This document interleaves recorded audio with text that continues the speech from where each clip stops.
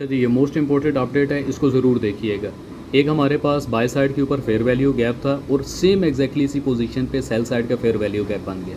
तो by side का fair value gap sell side के फेयर वैल्यू गैप के साथ ज़ीरो हो गया। दैट्स वाई मार्केट अब जो भी नेक्स्ट एक्सपेक्टेड लेवल इवन 61%, 24, 46, 47 यहाँ से पलट सकती है। अगर तो बड़े टाइम फ्रेम के ऊपर देखते हैं, क्योंकि ऑलरेडी मैंने 55 से आपको सेलिंग बताई हुई थी। बिग टाइम फ्रेम पे देखते हैं तो ऑलरेडी मार्केट अपने फेब लेवल के सेंटर एरिया के ऊपर है।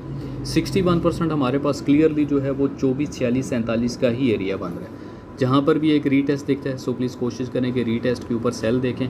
अगर आपका डेली का टारगेट मुकम्मल हो चुका है then stay with the market और छुट्टी करें। बहुत आउटस्टैंडिंग मूव्स थी 55 से। राइट नाउ अभी तक मार्केट 24-48 के आसपास चल रही है। अराउंड 70 पिप आपने विद माई टाइंगेल ईजिली यहाँ से गेन किया है। फर्स्ट फेयर वैल्यू गैप हमारे पास ये आ रहा है जो कि 1S का है। 1S का फेयर वैल्यू गैप